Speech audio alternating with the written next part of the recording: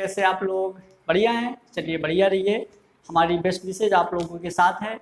तो अपन ज़्यादा time waste ना करते हुए आप लोगों से आज मैं एक बहुत ही इंपॉर्टेंट टॉपिक्स में डिस्कस करने वाला हूँ, जो कि हमारा 12th बायोलॉजी का ह्यूमन रिप्रोडक्शन यानी एनसीईआरटी का तीसरा चैप्टर है।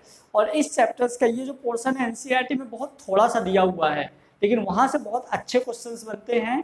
तो आप लोग इस वीडियो को बहुत अच्छे से और सीरियसली देखिएगा, एक एक चीज़ नोट करते जाइएगा, इसके बाद देन आप क्वेश्चन करिए। और मैं आप लोगों से पहले भी बोल दिया हूँ कि आपको कोई थ्योरी पढ़ने की जरूरत नहीं है, ना कोई एनसीईआरटी की जरूरत है इस चैप्टर की और ना अदर्स बुक की। आप सारे के सारे लेक्चर देखिए, उसके बाद आप कुछ बुक उठाइए, किसी भी कोचिंग की बुकलेट उठाइए और आप क्वेश्चन करना स्टार्ट करिए। आपसे सारे क्वेश्चन होंगे, ये गारंटी है। ठीक, तो चलिए, यदि आज हम आप लोगों के साथ यहाँ पे जो डिस्कस करने वाले हैं वो ये चीज है कि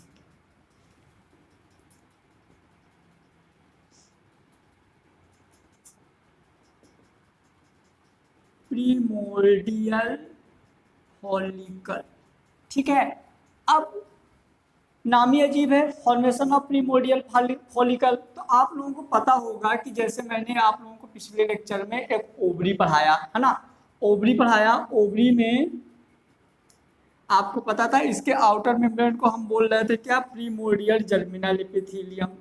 प्रीमोर्डियल जर्मिनल एपिथेलियम, इसके नीचे एक और लेयर थी जिसको हमने बोला था ट्यूनिका एल्बुजिनिया, जो कि वाइट फाइब्रस कनेक्टिव टिश्यू से बनी हुई थी, वाइट फाइब्रस कनेक्टिव टिश्यू से बनी हुई थी। ठीक है, तो अब यहाँ पे ओवरी के अंदर जो प्रीमोर्डियल जर्मिनल एपिथेलियम है ये ओवम फॉर्म करती है। क्या फॉर्म करती है?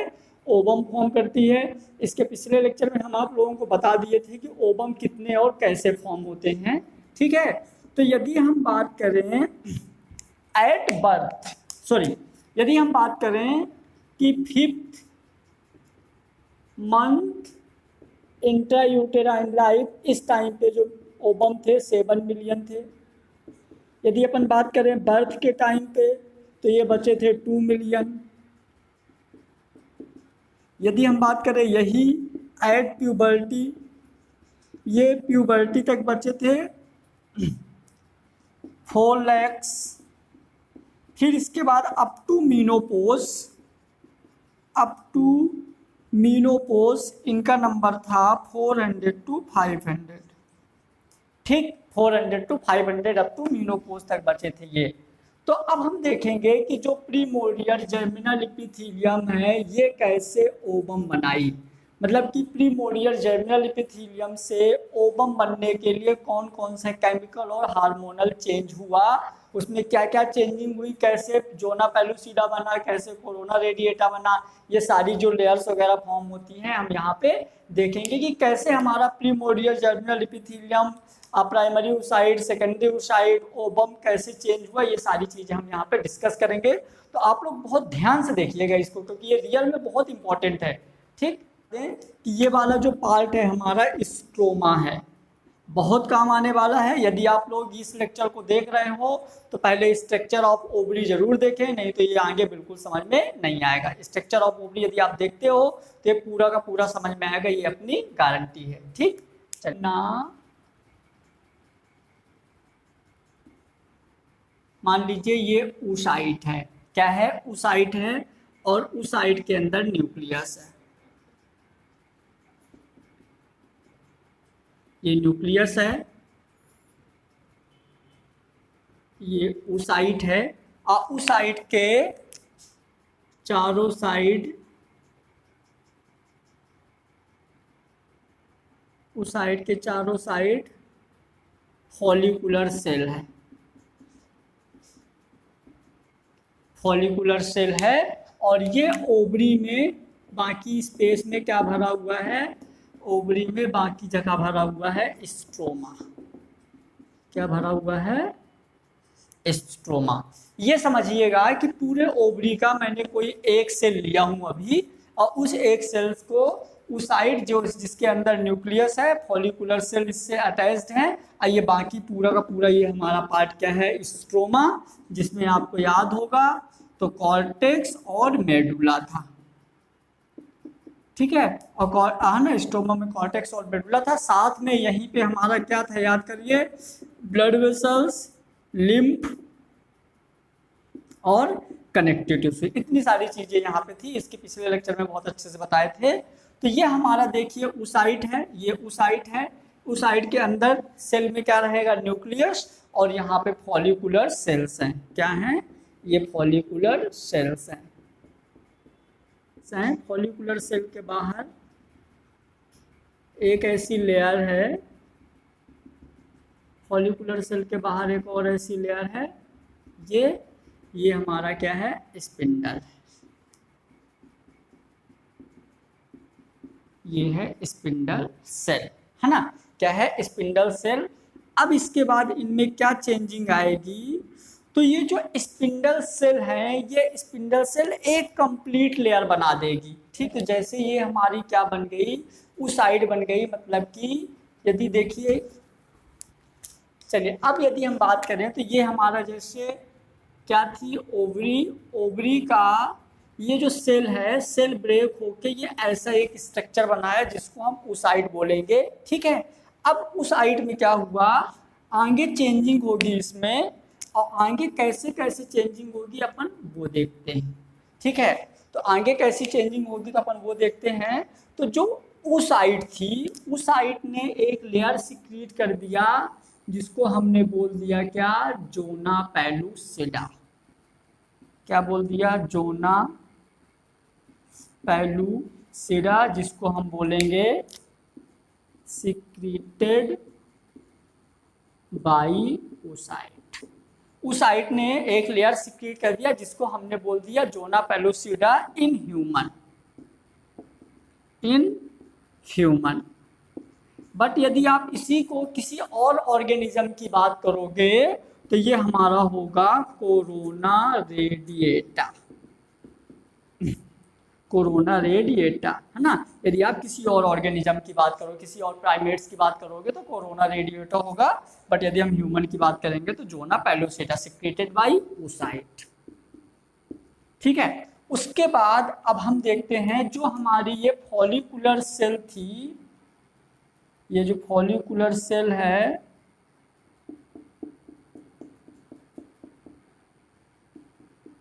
प्रीमोर्डियल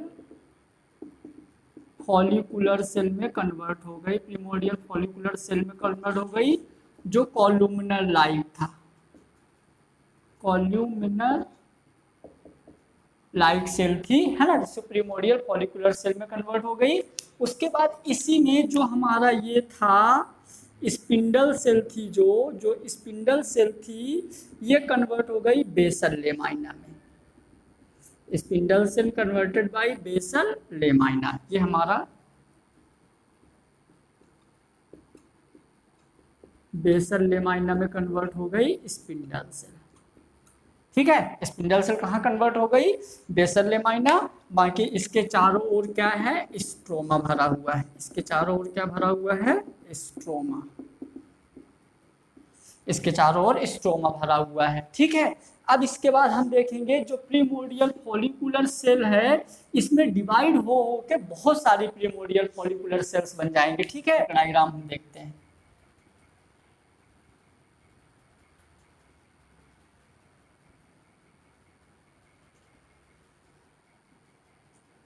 थर्ड नंबर के डायग्राम में क्या हुआ, ये हमारा ऊसाइट,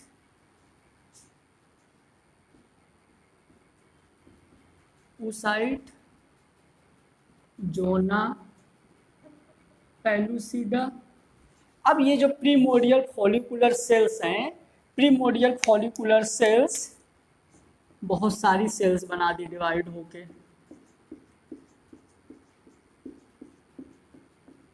ये हो गया प्रीमोर्डियल फॉलिकुलर सेल्स।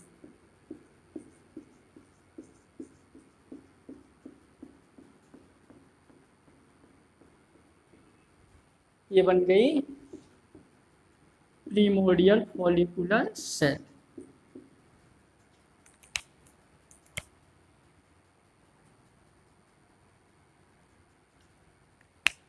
ये हमारा है प्रीमोर्डियल फॉलिकुलर सेल। ये हो गई हमारी प्रीमोर्डियल फॉलिकुलर सेल, मतलब इन सेल में डिवाइड हो के ये बना दिया primordial follicular cell. Membrana granulosa, क्या बोलेंगे? मेम्ब्रेना ग्रैनुलोसा, क्या बोलेंगे? Membrana granulosa. अब क्या होगा, जोना पेलुसिडा यहाँ तो स्ट्रोमा रहेगा जाएगा, ये स्ट्रोमा भरा हुआ है, ये लोसा सेल भी बोल सकते हैं, ग्रैनुलोसा सेल भी बोल सकते हैं इनको, ठीक है। तो ये हो गया हमारे, इसमें जब चेंजिंग हुआ तो ये बन,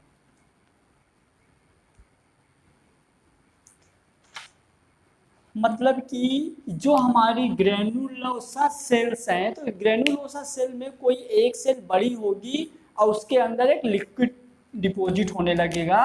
तो जैसे हमारी ये क्या है, ऊसाइट, ये अपनी ये है ऊसाइट, ठीक है, ये ऊसाइट है, इसके बाहर हमारी एक लेयर है जिसको हम बोलेंगे ये है प्राइमरी ऊसाइट, इसके बाहर की लेयर को हम बोलेंगे जोना पेलुसिडा। अब यहाँ पे जो ये वाली सेल्स थी, जो ग्रैनुलोसा सेल थी, इनमें से कोई एक सेल का साइज बड़ा हो जाएगा और इसका साइज बड़ा होके बना देगा एंट्रम। क्या बना देगा? ANTRUM, है ना, ये बना देगा एंट्रम। बाकी जो हमारा मेम्ब्रेना ग्रैनुलोसा बचा, तो ये हमारा हो जाएगा मेम्ब्रेना ग्रैनुलोसा।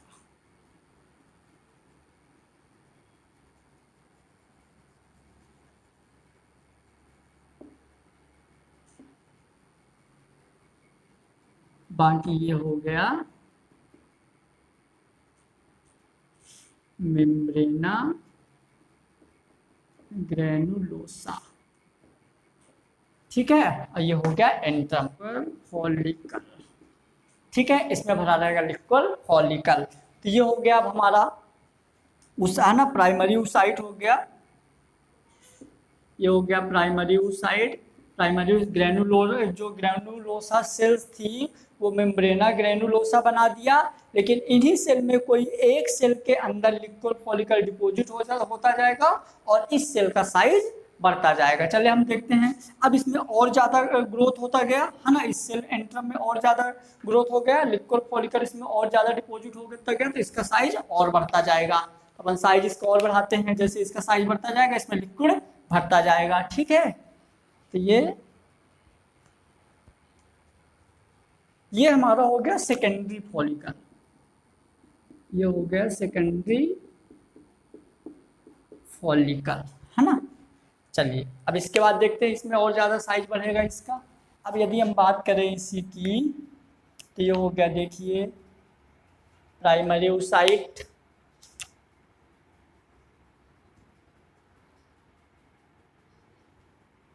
Zona pellucida. चलिए एक काम करिए, यहाँ पे कोरोना रेडिएटा भी बना देते हैं, मान लीजिए अदर्स किसी प्राइमेट्स का हो जाए तो ये हो गया हमारा, ये हो गया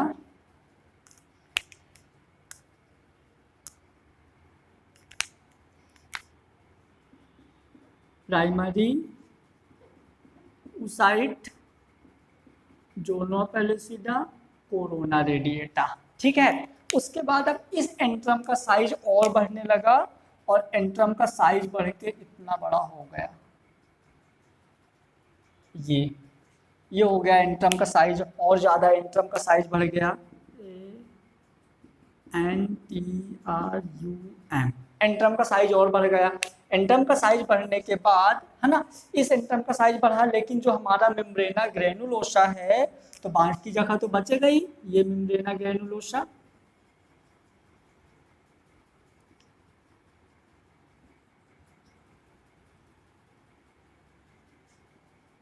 ये है मेम्ब्रेना ग्रैनुलोसा।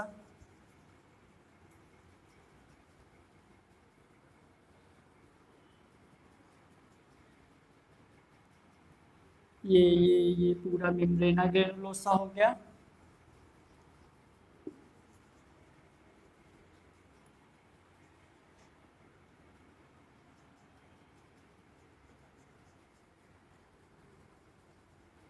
ठीक है,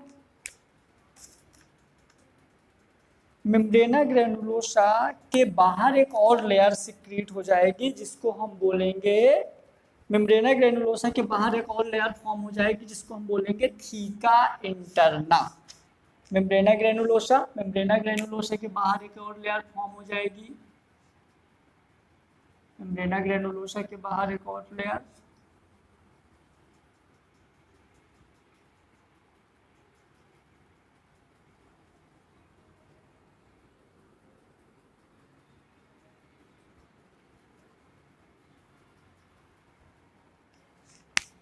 ये हो गई हमारी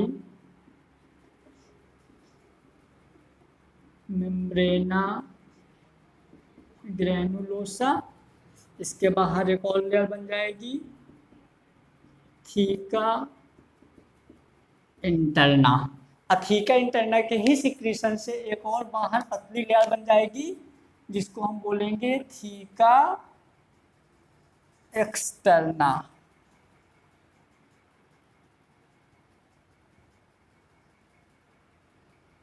इसके बाहर एक और लेयर बन गई जिसको हमने बोल दिया थीका एक्सटर्ना। क्या बोल दिया इसको?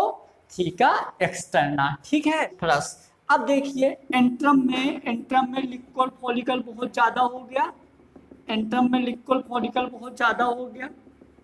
लिक्वल फॉलिकल यहाँ ज़्यादा होने के वजह से, एंट्रम में लिक्वल फॉलिकल बहुत ज़्यादा होने के वजह से अब ये मानिए कि यहाँ लिक्विड बहुत ज़्यादा हो गया, यहाँ लिक्विड बहुत ज़्यादा फील हो गया। लिक्विड ज़्यादा फील होने के वजह से इसमें एक प्रेशर लगेगा, इस वाले पार्ट को हम बोलेंगे जर्म हील्स। मतलब कि मेम्ब्रेना ग्रेनुलोसा का वो वाला पार्ट जहाँ पे हमारा ग्रेनुलोसा का वो वाला पार्ट जहाँ पे एंट्रम नहीं है, इस पार्ट को हम क्या बोलेंगे? जर्म हिल। ठीक है, जर्म हिल, या इसको एक और नाम बोल सकते हैं हम डिस्कस प्रोलीगेरस, डिस्कस प्रोलीगेरस भी बोल सकते हैं। ठीक है, अब यहां पे देखिए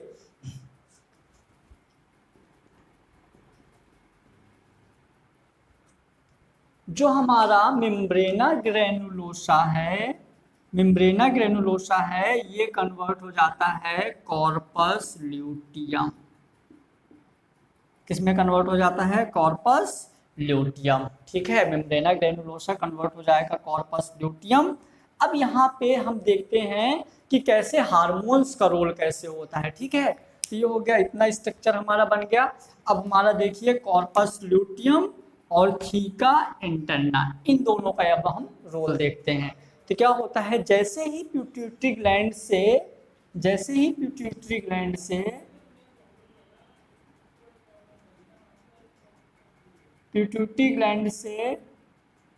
फॉलिकल स्टिमुलेटिंग हार्मोन और ल्यूटिनाइजिंग हार्मोन, यदि पिट्यूटरी ग्लैंड से ल्यूटिनाइजिंग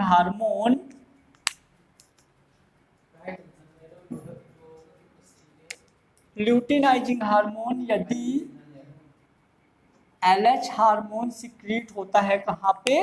ल्यूटिनाइजिंग हार्मोन सिक्रीट होगा मेम्ब्रेना ग्रेनुलोसा में। तो मेम्ब्रेना ग्रेनुलोसा से क्या निकलेगा? प्रोजेस्टेरॉन। क्या निकलेगा? प्रोजेस्टेरॉन। ठीक है, जैसे ही मेम्ब्रेना LH हार्मोन, पिट्यूटरी ग्लैंड के एंटीरियर लोब से LH हार्मोन सिक्रीट होगा और LH हार्मोन जैसे ही इसके मेम्ब्रेना ग्रेनुलोसा में जाएगा तो बाहर निकालेगा प्रोजेस्टेरॉन। ठीक है, और FSH, जबकि थीका इंटरना में यदि FSH सिक्रीट होता है, मतलब कि आपका फॉलिकल स्टिमुलेटिंग हार्मोन FSH यदि थीका इंटरना में जाता है तो थीका इंटरना से बाहर निकलेगा ओएस्ट्रोजन। क्या निकलेगा? ओएस्ट्रोजन। ठीक है, ये ओएस्ट्रोजन हार्मोन यहाँ से निकलेगा, यहाँ से प्रोजेस्टेरॉन हार्मोन निकलेगा। अब क्या होगा? प्रोजेस्टेरॉन हार्मोन निकलेगा। अब LH हार्मोन के वजह से जैसे जैसे LH हार्मोन का निकलते रहेगा, मतलब मेंस्ट्रुएशन साइकिल का 11 डेज के बाद LH हार्मोन का सिक्रीशन बहुत ज़्यादा होने लगता है, और 14 डेज के टाइम पे LH हार्मोन का मैक्सिमम सिक्रीशन होता है, और उस टाइम पे एंट्रम फॉलिकल में बहुत ज़्यादा लिक्विड फिल हो जाता है, और ये प्रेशर लगाता है, और प्राइमरी oocyte बाहर निकल जाती है, कन्वर्ट इन सेकेंडरी oocyte, है ना। प्राइमरी oocyte सेकेंडरी oocyte में कन्वर्ट होके आप ये देखिए, जैसे ही यहाँ पे इस पार्ट में लिक्विड भरा, बहुत ज़्यादा लिक्विड भरा, तो यहाँ लिक्विड भरने की वजह से ये क्या होगा, यहाँ पे प्रेशर ज़्यादा लगेगा, और इस प्रेशर की वजह से ये बाहर निकल जाएगा, और इस ओबम का मतलब सेकेंडरी oocyte का मतलब कि सेकेंडरी oocyte का ओवरी से बाहर निकलना, ये यहाँ से बाहर निकल गई, ये इधर बाहर निकल गई, ये यहाँ से बाहर निकल गई, और ये जगह खाली हो गया।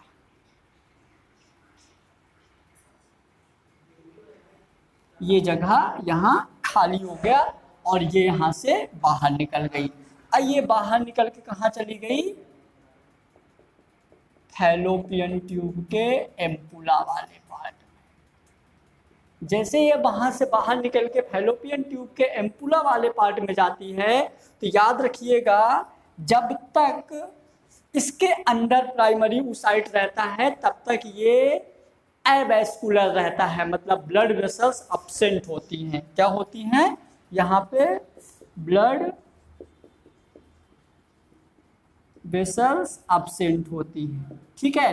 लेकिन जैसे ही ये यहाँ से बाहर जाता है, तो यहाँ पे ब्लड वेसल्स ग्रो करने लगती हैं, और स्टार्टिंग में ये हमारा पार्ट कहलाता है कॉर्पस। अब ये वाला डायग्राम हमारा हो जाएगा, ये फिगर हो जाएगा कॉर्पस ल्यूटियम। क्या हो जाएगा, कॉर्पस ल्यूटियम, ये हो जाएगा कॉर्पस ल्यूटियम। और जैसे ओवुलेशन के थ्रू ये बाहर गया, तो 9 डेज के अंदर यहाँ पे क्या होगा, ब्लड वेसल्स डेवलप हो जाएंगी।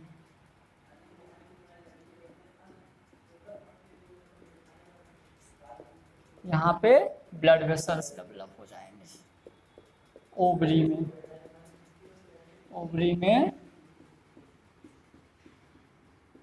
ब्लड वेसल्स ग्रो कर जाएंगी, ब्लड वेसल्स डेवलप हो जाएंगे, ठीक है। अब ब्लड वेसल डेवलप होने के बाद इसका नाम हमारा कन्वर्ट हो जाएगा कॉर्पस एल्बिकेंस में। किसमें, कॉर्पस एल्बिकेंस, ठीक है। यहाँ पे याद रखिएगा कि जब LH हार्मोन मेम्ब्रेना ग्रेनुलोसा में निकलता है, पिट्यूटरी ग्लैंड से आता है, तो प्रोजेस्टेरॉन बाहर निकलता है, और जब FSH में आता है तो एस्ट्रोजन बाहर निकलता है, ठीक है।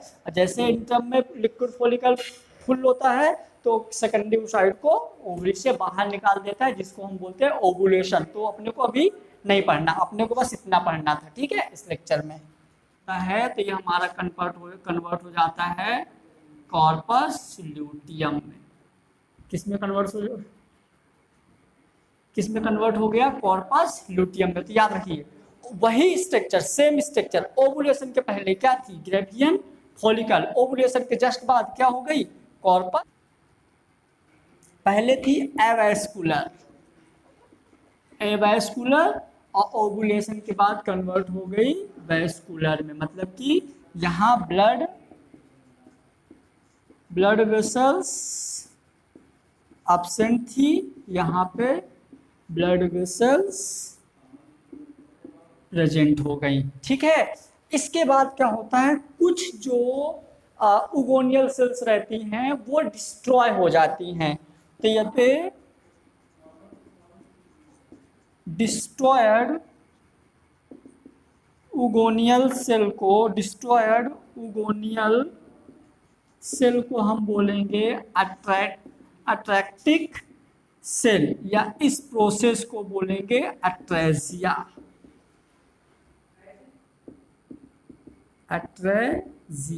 इस प्रोसेस को हम बोलेंगे